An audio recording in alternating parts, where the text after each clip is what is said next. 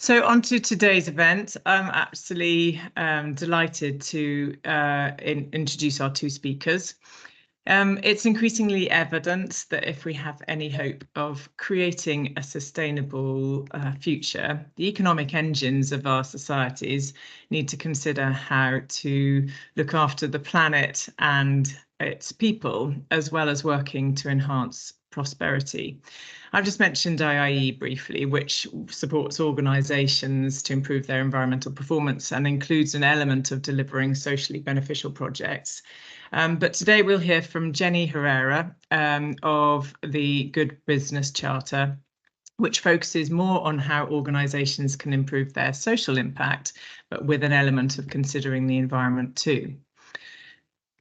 Jenny will go into more detail about herself, but she's a trained accountant and has run several charities in the past. So just before I hand over to her, I'll just explain that Stuart Dawkes, who's CEO of environmental charity PECT, which is actually the parent body to Investors in the Environment, we'll be talking about PECT's experience of signing up to the Good Business Charter.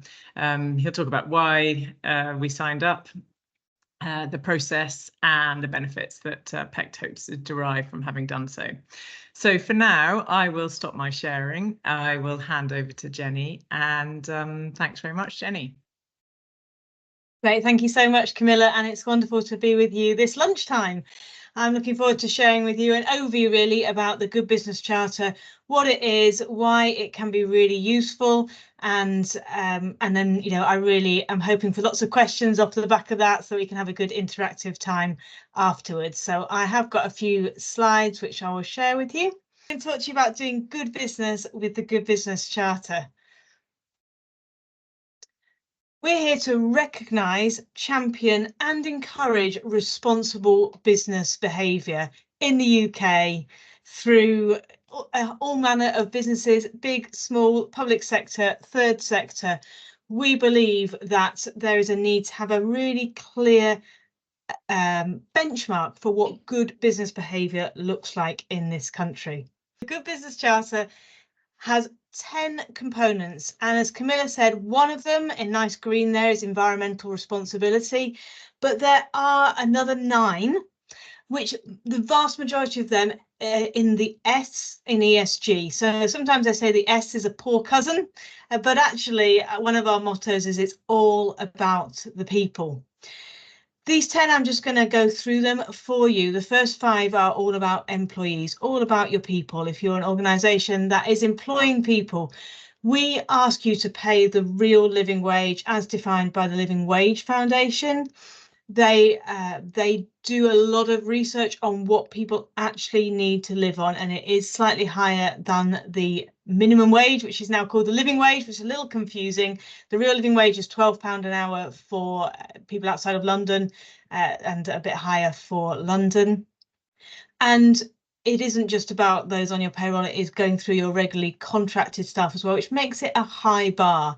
The second one is fairer hours and contracts. This is about if you were to use 0 hours contracts, then it is to do that in a fair way. The reality is there are a lot of people in work poverty in the UK, and it's because of low wages and insecure work. So we really believe that these 2 are extremely important to how we treat people.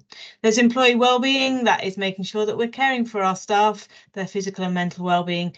Employee representation, we partner with the TUC in developing the Good Business Charter. So this is about, for some that is they are unionised, and it's making sure they engage with those unions. But really for us, it is about, does every employee have a voice in your workplace? And is that voice represented up to board level in some way or another? Then there's equality, diversity and inclusion. A lot of work's been done in this space, and we've worked with the CIPD as part of looking at the questions that we ask in this area. Environmental responsibility, as a reference, we have that, are you reducing your environmental impact? And really that is a sort of making sure you're committed to it. But we think that, we've just been having a chat beforehand, that something like Investors in the Environment is a great way then to to go deeper in that particular component, just as the fair tax mark is a way to go deeper in our next component, which is paying your fair share of tax, which most SMEs think, well, that's obvious, isn't it? But there are obviously some big organisations that decide to place their head office elsewhere and avoid tax, and we don't think that's right, and consumers don't think that's right either. We then have a commitment to customers. Have you got a clear commitment? Are you dealing with their feedback properly? Ethical sourcing. What about down your supply chain? Are you thinking about this? Are you making sure that the ETI base code, which is looking then at wages down your supply chain, that people are being looked after down that supply chain as well? And finally, prompt payment to suppliers, which may seem a bit of a surprise in there. A lot of people think of that as an operational thing, but actually the reality is that businesses that are not paying their suppliers promptly are really impacting on small businesses. So we are really passionate about this one, and we work closely with the FSB, who are also very passionate about it, and the Small Business Commissioner, to say that actually we think that it's about being responsible and caring for all stakeholders, and that includes paying your suppliers on time. So the Good Business Charter was set up by Julian Richer, who is the founder of Rich Sounds hi-fi retail store, well known for excellent customer service. And he brought together the CBI and the TUC to develop our framework, because he really recognised that we want the voice of business and the voice of workers. So brought them together, and we launched it in February 2020, just before the pandemic struck. And then we worked with the FSB to develop a streamlined version for organisations with 50 employees or less, which is more accessible and more user-friendly language for small businesses, which has been hugely successful, and a lot of small businesses have accredited over the last few years. But why are we even worrying about this? Well, 97% of consumers in a 2021 poll said they think it's important for a business to act responsibly. So consumers, almost all consumers, think this is important. It is important for a business to act responsibly. A lot of people are talking about businesses' social license to operate in this country, and to make sure we can show that. The most recent Institute of Business Ethics survey found that 47% of respondents felt that corporate tax avoidance was the most important ethical issue for them. Isn't that interesting? The climate crisis is number 3, bribery and corruption is number 2. But the thing that they most get annoyed about is corporate tax avoidance. So this is something that the public care about. And almost half of younger workers, Camilla already referenced this, retaining staff, 46% want the company they work for to demonstrate a commitment to ESG, to really clearly explain what they are doing to care for people and planet. And in fact, 20% have turned down a job offer when the company's ESG commitments were not in line with their values. These are just a few people. There is a body of work being done around all areas: procurement, investment. Whilst there has been some anti-woke stuff you may have read about or heard about, particularly in the States, the reality is this has become more mainstream now, that people are asking, what are businesses doing to care for their people and their planet? So our accreditation basically is there to demonstrate that you put people first, and that you exist for much more than profit.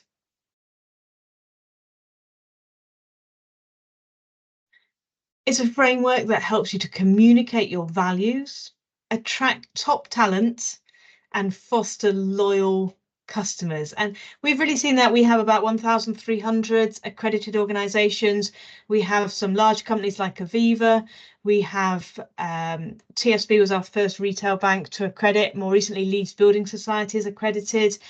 Richer Sounds, of course, Brompton Bicycles, a range of different sectors, and also lots of small businesses accrediting from a different range of sectors.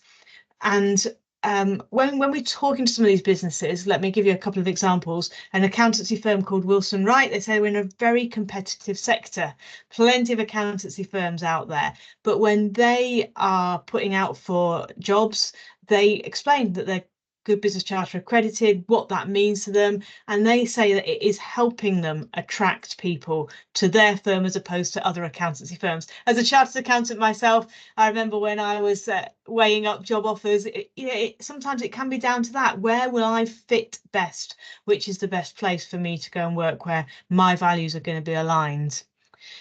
We have organisations like Schroders Personal Wealth, which is a wealth management organisation, and they have been able to put together a report that shows how they are committed to ESG using the framework of the GBC. So it enables them just to show in a really clear way. We've had organisations take a component a month and just explain that to their employees, why it matters to them and what it means in practice. So it's just a helpful way to explain what you're doing. So why do we think it would work for you? Well, it's a comprehensive commitment to responsible business. In 4 years, I have yet to hear someone say to me, you missed this component.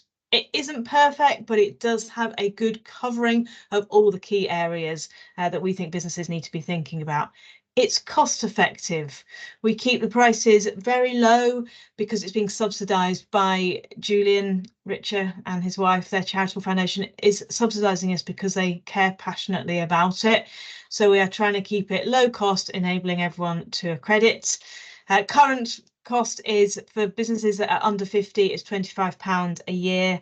And above that, it's £1 per employee. There is a price change coming in the next month.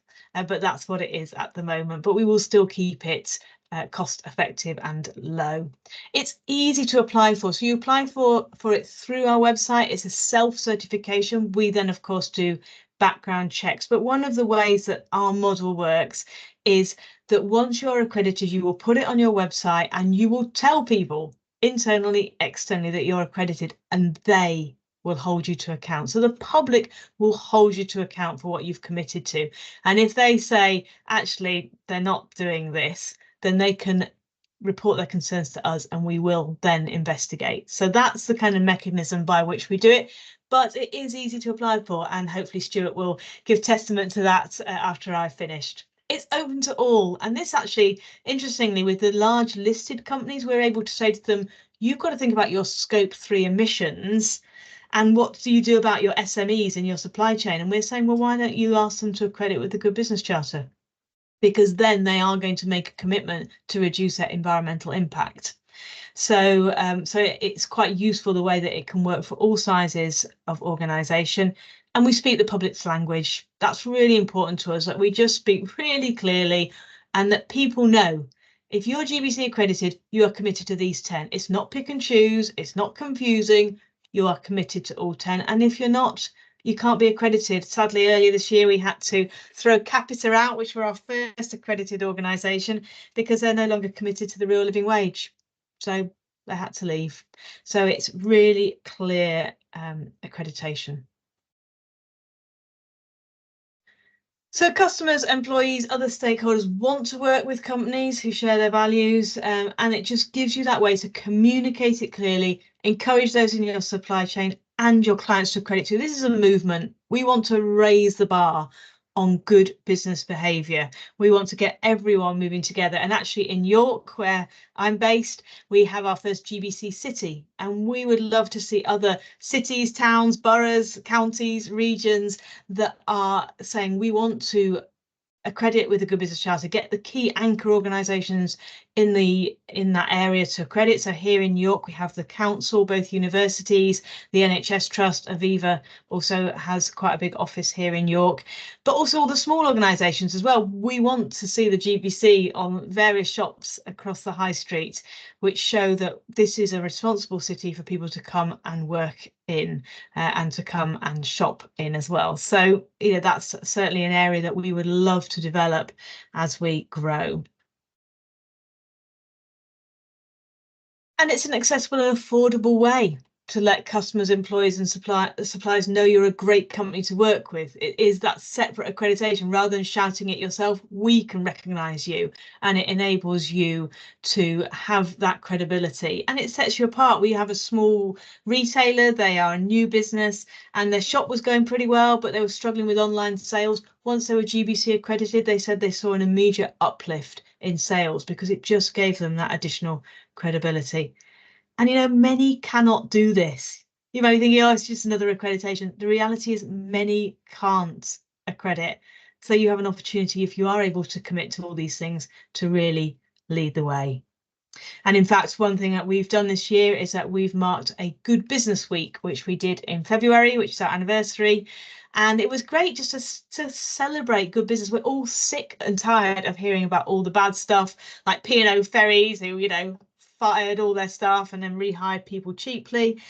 You know, we want to hear the good stuff, and we want to remind people that actually not everyone's doing this stuff. So it was great to really celebrate the Good Business Week, and next week, even next year, we'll be doing Good Business Fortnight, which just enables us to spend a day on each of our components and really celebrate what businesses are doing in those areas. So our website is goodbusinesscharter.com, and we would just really encourage you to consider this, to join our movement for a fairer, sustainable world where people matter. But as I said, I also want to be able to take any questions after Stuart shares and just, look at how we can raise the bar together and just make the UK a better place for people to live and work. So thanks ever so much, Camilla. Thank you. Thanks, Jenny. And as you're going through there are lots of similarities between IIE and Good Business Charter. So I think it's very well matched. Just to put it to speak IIE language to members just briefly, accrediting to the Good Business Charter would obviously fulfill part of that project bit of the IIE accreditation, and whilst you know, and people select what they do in that project area, but certainly it's something that we will be encouraging our green level members to seriously look at, and others if they wish to. But so now, Stuart, can you unmute yourself? Yes. Very good. Right. So you're going, I believe you're not going to give us any slides, but you're just going to talk a bit about PECT and why we went for it, and how it's, you know, the process. Is that okay? Yeah, by all means. And those that know me know I love a PowerPoint, so you're doing well for not having one. Yeah, more than happy to talk through the process. We joined, I think, about a month ago now, and actually the process was relatively straightforward. The main reason why we joined, I think it was a little bit serendipitous, to be honest. We were talking to the marketing manager at PECT about how we can promote sort of the organisation in terms of recruitment, how we can deal with sort of show that we're an ethical organisation and a good place to work. And there are other schemes out there that do that, but at that moment, Camilla raised her hand and said, "Have you heard of the Good Business Charter?" And it was like, "What? No, this ticks all the boxes for what we were talking about." So as an organisation, we were, you know, I think relatively easy to complete this because we were already doing it. A lot of it, we're already a real living wage employer and have been for a number of years. As you'd expect, as an environment charity, environmental responsibility was sort of the top of the list already. And I like to think that we, as an employer, really put the views of our team first in terms of that employee responsibility and representation.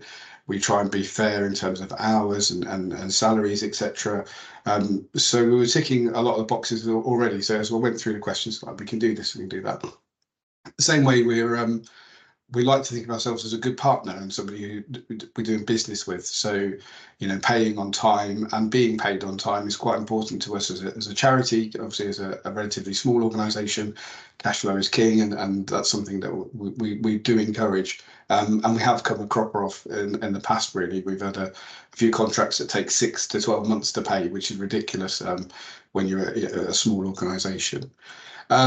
I think probably the one area that we didn't struggle, but we know is an issue that we need to improve on, is around the equality, diversity and inclusion.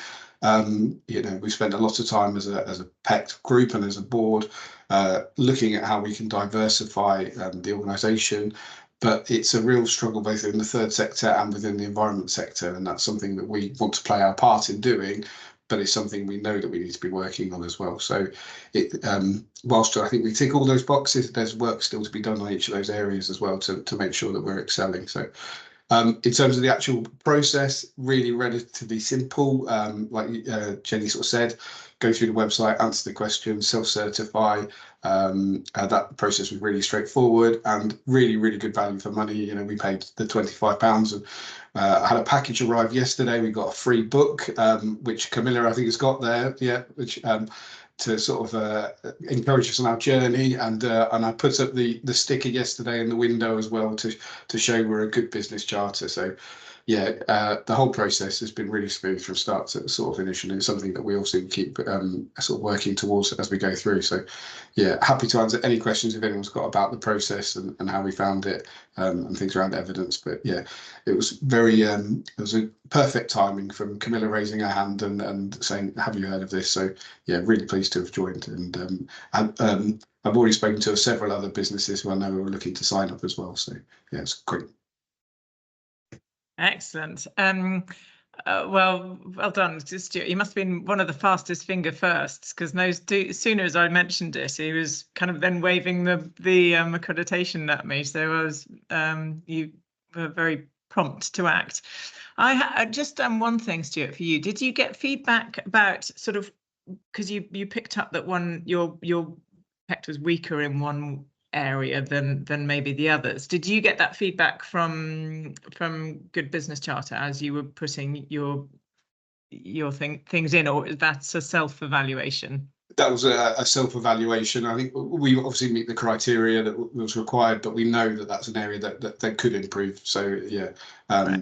Yeah, something that we as an organisation and we are aware of, and we know that we want to be diversifying our workforce. So we do a lot of work around in terms of encouraging people into the third sector and into the environment field. But there's a lot more to do as well. So that was self-certified in that sense. Yeah. Very good. Everybody who's on the call, please do ask questions if you would like to, and you can either just type them into, I think if we just focus on the chat box, then I've got that up and I can see it, but you can also raise your hand if you would like to ask a specific question. So Jenny, I had a question, well, a couple of questions. You mentioned that you've got the sort of call out, you know, on your website, you do have a very obvious tab that says, you know, if you think people aren't doing the right thing, then has that tab been, you know, sort of like the nuclear button, has it been used, and was it surprising that what was being reported? It has been used and it's been interesting. In fact, one organisation was reported on the One Show and this is the reality. We have to kind of, especially customers, I think a lot of customers come to us, and that gives us a challenge, because sometimes you will have disgruntled customers, and we really need to be fair. One thing we will tend to do is just suspend the accreditation while we investigate. So we're not just going to believe what anyone says. Some people can be quite nervous about that. So I remember one customer from a kitchen fitter in Scotland raising some complaint, and so I called the kitchen fitter, and they, you know, explained the whole situation, and you know, just in sort of the follow-up calls, it was clear that this was that one customer who is just causing problems. However, there was another one where there was customers of an accountancy firm, a lot of concerns around their tax. It's still to be decided what actually happened, but what was clear to us was that the customer commitment was being, you know, they weren't committed to it. They were not communicating well with these clients, and so in that decision we had to decide that their accreditation would be revoked.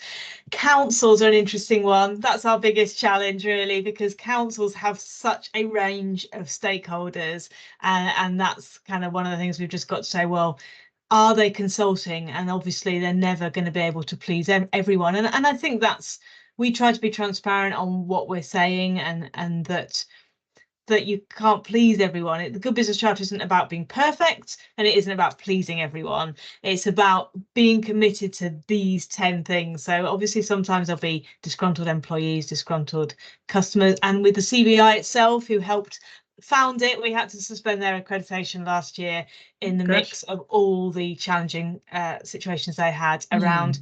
Clearly, workplace culture was a mess. You know, there was stalking, and the advice was just to move the young lady to sit somewhere else in the office. Well, that's not a solution. So we had to suspend that, but they've done incredible work on their workplace culture and their people culture. And now, of course, have gone to be exemplary, really, in having their head of people reporting right up to the exec board. Because so often HR is kind of sidelined somewhere else. You've got your CFO and you've got these higher people, and the head of people is just sort of dealing with contracts and payroll, but actually, you know, the head of people should be much more prominent. So they've certainly gone through some changes which a lot of organisations can now learn from. So yes, it does get pressed, not often. I don't think it's something that, you know, we're not getting 10 a day, but people are reporting their concerns, and we want to make sure they feel they can do that. Yeah, no, well, it's a very, you know, it's a, I mean, as you sometimes have to take out the personal grievance out of the thing, and no doubt you'll end up kind of with lots of investigations as you the program gets bigger. Right, so we've got a question and question for PECT. So the corporate social responsibility activities, are they only available to businesses in Peterborough? And that was from Mary, who is from Tritaly. I can't say it, it's Mary, sorry. I've got too many L's and T's, but Stuart, do you want to answer that question? I imagine you must have taken that from the website, looking at the website. I can take that, Camilla. Yeah, majority of our corporate social responsibility activities are just based in Peterborough. They're obviously geographical sort of dependent on where we're doing projects, and so we have things around sort of tree planting and wildflower creation. Whilst we sort of encourage people to come and do those activities, we obviously don't want people travelling too far. There are lots of great organisations, I'm sure wherever you're based as well, doing lots of volunteering opportunities as well. And I can share some websites where you can look for those opportunities with Camilla to send out as well. So yeah, there's always a call and a need for volunteers, and PECT's no different to that. We slightly struggle though because we do tree planting, which predominantly takes place over the sort of autumn and winter months, and not as nice to be out and about planting in the rain and the sleet as a nice summer corporate day. But that's when the new trees need to go into the ground, so that's when we plant. So but the summer events are a little bit nicer if you're doing sort of cutting down of the wildflowers, etc. as well. But yeah, happy to share that. That'd be great. I know that there are some conservation. I've seen some water bowsers or water storage facilities. That was on a nice sunny day. But yeah, it's not always a physical endurance as well as a kind of conservation effort. Now Ellen has asked, is the accreditation something you apply for yearly or a one-off application? Yeah. So how long does the award last? Yes, so it lasts for a year, and then you have to go in and renew. And what we found, I don't know how you do it at Invest in the Environment, obviously it's more of a kind of improvement and auditing process, but we insist that you go back into the dashboard where you apply when you first sign up to renew your commitments and tell us what you've done. So we've got two components which are a binary, either you do it or you don't, which are paying the real living wage and prompt payment to your suppliers.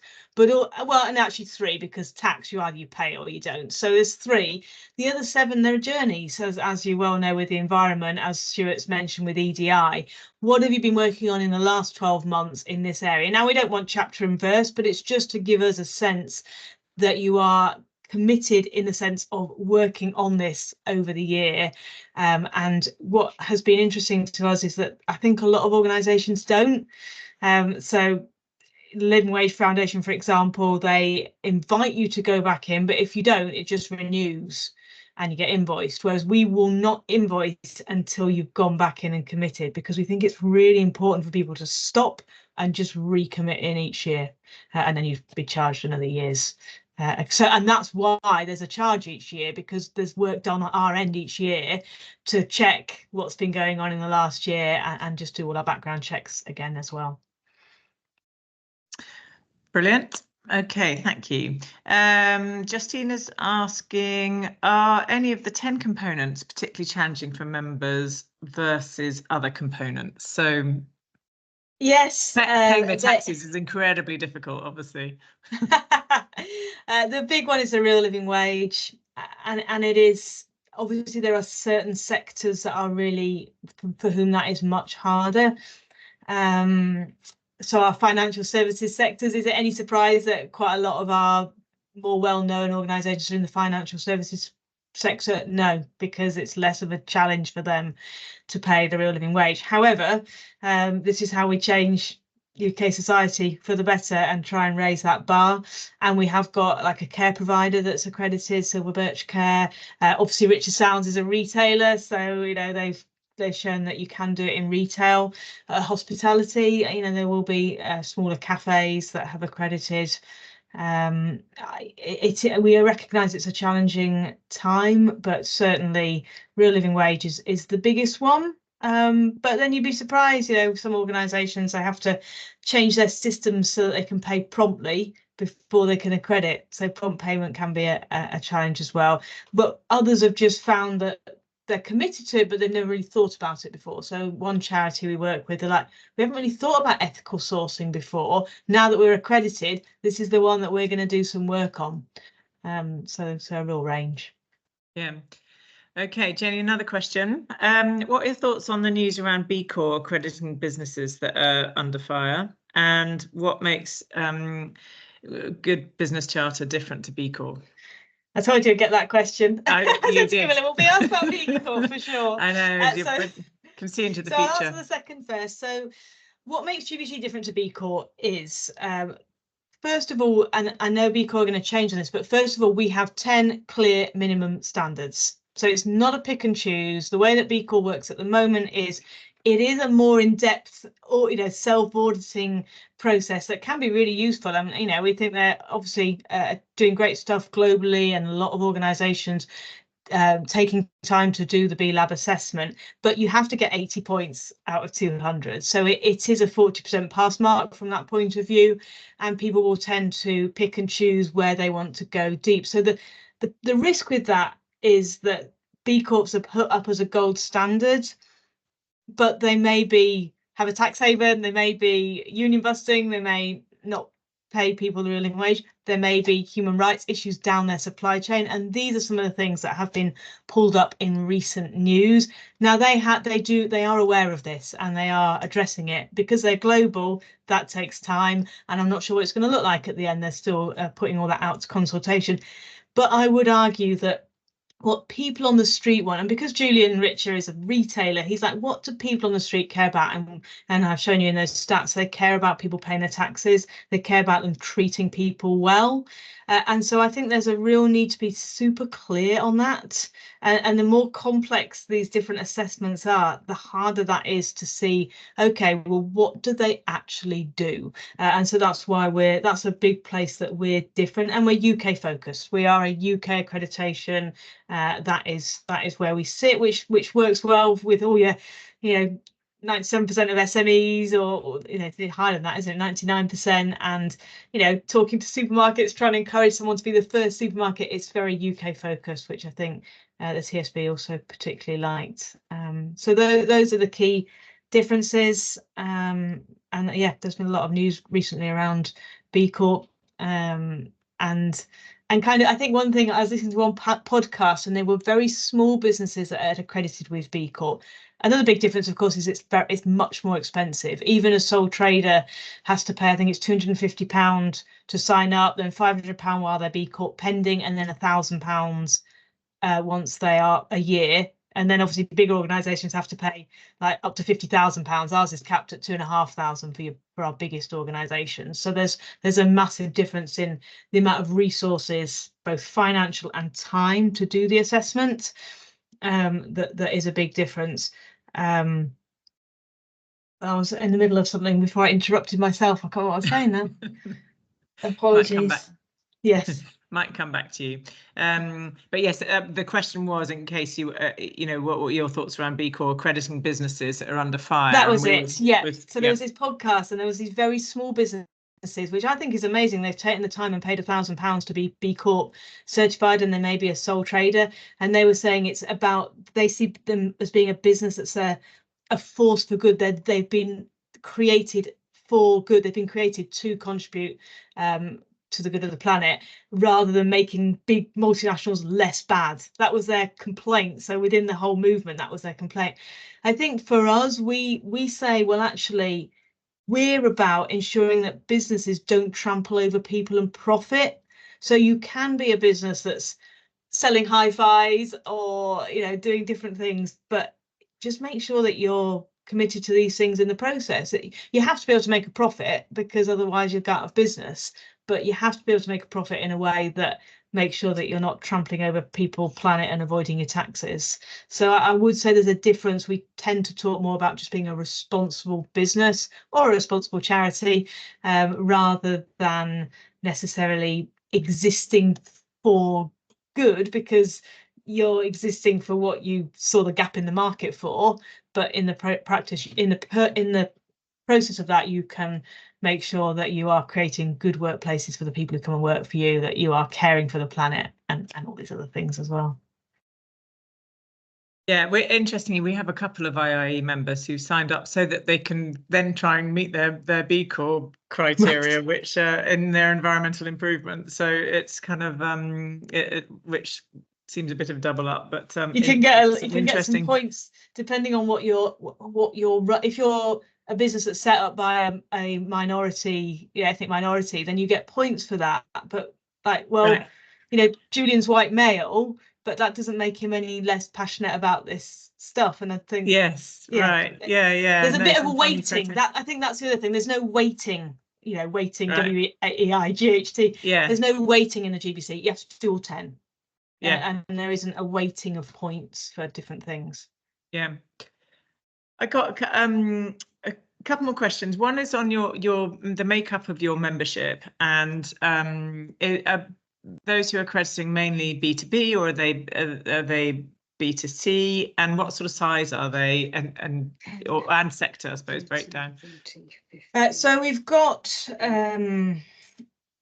probably 97% a year the small organisations, 50 and below, but then we've got quite a good number of medium, sort of between 50 and 250.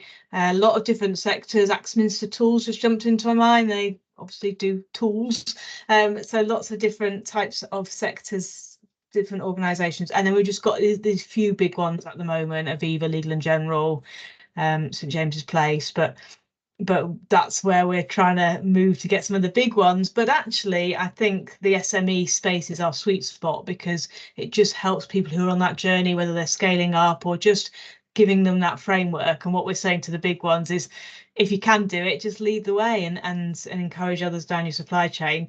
And if you can't, then perhaps you ought to think about your payment practices or whatever it might be. But there, a lot of them are B2B. But we do have a good number of B2C as well, which we want to really develop, because we want to get it out to the public, so that ultimately the big vision is that, you know, you get to the kind of recognition of like fair trade has, where you think, well, I'm going to go to this bank with this bank rather than this one, have a coffee at this cafe rather than this one, because they're GBC accredited and I know what that stands for. Great. Yeah, brilliant. And so for those who aren't, I suppose, have you got advice for those who aren't going to go for your accreditation, but they do want to improve their impact? You know, what should they focus on first? You know, I don't know, any advice about what they should focus on first? Or I think, you know, it's worth looking at our framework and thinking, have we thought about all these things? Because what happens is we tend to seesaw. So during the pandemic, we all went over into employee wellbeing. Are we doing enough in this space? And of course, health and safety, which isn't one of our 10, but everyone kind of focused in on that state. And we're very much of the moment, aren't we? So when, you know, the terrible murder of George Floyd happened, we all swung over to EDI. And the reality is we need to be doing all of them all of the time. You can't do them all in depth. So maybe like 2024, we're going to particularly focus on this. But then let's make sure, you know, and if you're not sure is anything we're forgetting, then our framework can be a useful thing just to look. And then you go to experts in these different areas. CIPD, excellent on a lot of employee stuff. Living Wage Foundation, of course, for Real Living Wage. Yourselves in the environment, and there are other organisations out there who can support in these different areas. But I think that would be my advice. If you're thinking, well, we can't do everything at once. You can't do everything at once with an EDI. You just pick one particular area. But ours can be a helpful framework to think, oh, I'd never really thought about ethical sourcing, for example. Let's explore this a bit further. Yeah, it looks good. I think that's great advice, and thank you. Right, I think that I can't see that any more questions have come up, and we're close to, we've covered a lot, and I think that's been brilliant. So thank you very much to Jenny and to Stuart for your contributions, and to those who asked questions.